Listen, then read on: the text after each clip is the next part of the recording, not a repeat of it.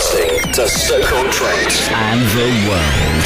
This is Six Towns Radio. On the line, I've got a very famous guest we've had on before. We've got Simon Greenhall on the line. Hello, Simon. Hi, hello, how are you doing, alright? Hi, Caddy. We're doing great. This is our third interview, isn't it? We've had you on 3 times now. Yeah, I'm like an old favourite. Yeah, you're like a part of the furniture up here in Stoke. And how are you doing? I'm doing very well, thank you. Yes, good, very good. It's absolutely chucking it down here. What's it like with there? It's not too bad up here. We had the weirdest weather on Saturday. I was driving to the football on Saturday, and we had a bit of thunder and lightning, very, very frightening, like the Queen song. And then it hailed, then it rained, and I thought, this is like the apocalypse. It was strange. It was really strange, and then it went okay again. Well, we had a mini tornado on Saturday afternoon. It was weird. It was the end of the world. Don't say that. I've got a lovely tea I'm going out for tonight. I don't want to miss that. That's how I plan my life around food. You've said to me off there just that you're a football fan. You're an Everton fan. Yeah. I follow Everton. Well, in the studio with me, I've got Nicolle Begavic. She's the wife of Aleksandr Begavic. Hi. Yeah. Hello there. She's joined me in the studio. I thought she might as well stick around. She does dressage. Yes. Do you know what dressage is, Simon? I do know what dressage is. Yes, my family used to have horses and stuff. Oh, fabulous. I'm glad to hear there's a fellow person that knows what the dancing horses are.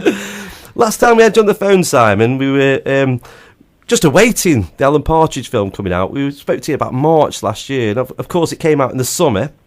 That's right, yes. Well, we were filming it this time last year because it was absolutely freezing, and then it came out in, I think it was August when it finally came out, which actually is quite quick, really, for a film. Definitely, yeah. Well, I thought it was going to be a lot longer because we were talking about it, and obviously you weren't allowed to say anything, which is obviously great when you're pushing a film. You don't put all the best bits out there to the press. But I know you and Steve do a lot of ad-libbing and all that as part of what you do anyway. You know, in the original Alan Partridge series. So I bet a lot of that went on. Yeah, we improvised a lot. I mean, there was an original script, and then it got adapted and changed, and bits got chucked out, new bits came in. So it was quite difficult, especially for anybody who doesn't really normally do that kind of acting. We had quite a few actors who were a bit surprised on the day when the script got chucked in the bin, and we said, right, let's do something else. Yeah. So it's a difficult process. And of course, with it being the first Alan Partridge movie, there was a lot of pressure on it, I suppose, from the fans. Yeah, and Steve was under a huge amount of pressure because he doesn't have the best of relationships with the press, and there were a lot of people just kind of waiting for him to make a mistake. But in the end, it did very well. It was funny. It works as a movie if you don't know Partridge. You don't have to have seen the series to get the movie. So, no, it was a big success. Yeah, and for us, being a community radio station, you know, we empathise quite a lot with how a corporate machine could take over a radio station, which in essence was just some, presenters who like doing the job, talking about local things, and then, then the bulldozers come in. It's where DJs are not even allowed to select their own music. Yeah. They don't even have that say. Well, that will never happen here. I've just picked, of course, Roachford. It's a popular song anyway, but it's a song I like. It's from the film. We got it in there. We're going to let you choose a song in a minute. Can you think about a song we can play at the end? Is that okay? Okay. You keep thinking about that. But yeah, so the film came out, and I didn't watch it until after Christmas. I just imposed this ban until I was actually ready just to sit down, no one else in the room, to just watch the film. And let's say I really enjoyed it, empathised with all the radio side of it, because there was a good message behind it as well, but it was loads of fun. Yeah, well, it's not exactly a family movie because there are some sort of fairly rude bits in it, but it's good. It's good, clean, dirty fun. Yeah, there's some great lines in it. What's the worst monger? Iron fish, rumour or war? Things like that. Well, I always love the phone-ins because I do a lot of the voices on the phone-ins as well. And the phone-ins always made me laugh. Well, from old school radio. What's better in the olden days than it was before? Egypt. But you're going to get that honesty from people, aren't you? So, replicating that's what Alan Partridge is good at. And, it's so worked on the big screen. So there's got to be another one in the pipeline. Well, the thing is, Steve's had a big success with Philomena, so I don't know what his diary's like. I should imagine Hollywood is knocking on his door now. Yeah. So whether he's going to get time, I don't know. And it is a very difficult process, you know, and I don't think he'd want to put himself through it again quite so soon. So there will be another film, but I would guess a few years' time. Yeah, with the slowest police chase in any movie, I think, the first one. Can you beat that in the second one?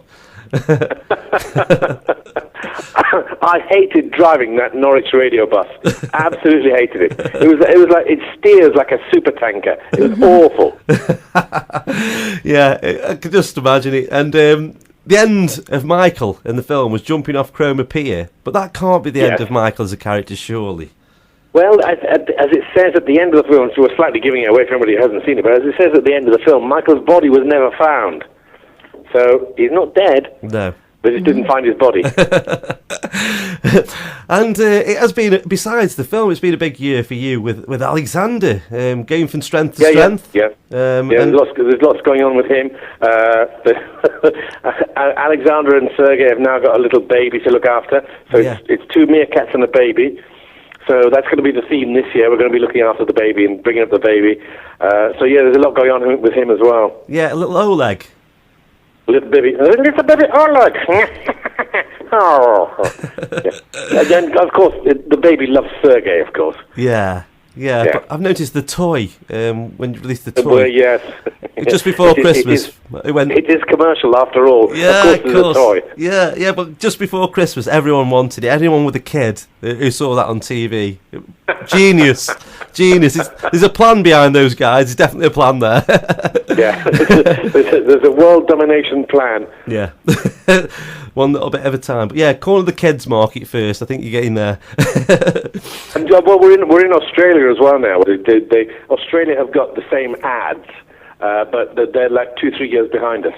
So I have to do the Australian ads. They have to be adapted for Australia. There's little bits and pieces we have to change. But I also have to do some live stuff with Australia, so I have to go to work in the middle of the night now. Yeah, sending that over there. Yeah. And also the Coronation Street Gary Barlow experience. Yes. I met Gary Barlow. It was brilliant. I was really quite excited. It was really good. He's such a nice bloke. Very nice. Yeah. And treading on the cobbles of Coronation Street for that video. I know it wasn't actually you, but no, I was there doing the voice live. Yeah. Kneeling down next to Gary Barlow, which was slightly odd, but he seemed to cope with it admirably. I was telling Nicolle in the studio that you do the voice for Aleksandr, but the actual noise, that is yours. Well, kind of,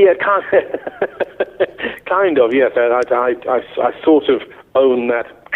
There it is. We've been trying to do it in the studio, no chance. Is that something you've had in your artillery a long time, you've always wanted to use? Well, no, I used to do it to call the cats. It's the noise I used to do to call our cat in. And the cat would come running. And I suddenly thought, let's give him a little noise. Let's make him make a noise. Because I said, he is still an animal, so we have to have some kind of animal element to him. Get it now. And besides those two things, of course, there's you do voiceovers for children's TV as well. I'm Captain Barnacles. Barnacles out. We're doing a new season of the Octonauts. Octonaut Adventures. Yes, there'll be more fish in danger. Yeah, the animals are there again, helping them out. And the one thing I was quite upset about last time we spoke was there might be no more Pete versus Life. Has there been any? No, Pete versus Pete. Yes, I know. I've just done a job this morning, and they were talking about Pete versus Life, and everybody says, "Oh, there's only 2. Why are there only 2 series?" I don't know. It's been and gone, but a lot of people have got fond memories of Pete versus Life. Yeah, I liked it. I did. Yeah. It fitted perfectly into what Channel 4 were doing with that comedy at night, and good piece of work. Have you thought that be? Yeah. Said no more. Oh man, it might come back. Have you thought of a song yet, Simon? Yes, I have. Okay then. What is it? And then we'll do an introduction. Oh man, hey, it's got to be The Fog and the Town Is All Mine, you know. What else could it be? Yeah, let's see if we've got that first of all. Yes, we Oh, have. here we go. Yes, we have. Oh, you got Brilliant. Yeah, we've got it. So, thank you very much for coming on. I know Nicole's enjoyed it. Yeah, that was great. Nice to meet you. Nice to meet you too. The Fog on the Tyne is a great drunk Geordie anthem. When they ever have a drink, they start singing this. Yes. Gazza did a version, didn't he? He did, yes. But Simon, it's been amazing again talking to you. Thank you very much. Nice to talk to you all. Take care. We'll speak to you in 2015 probably. But would you like to introduce Lindisfarne, Fog in the Tyne, as Michael? I will, all right. Ladies and gentlemen, and people what's listening on the radio or listening on the television with the pictures off, this is The Fog on the Tyne by Lindisfarne. However, man.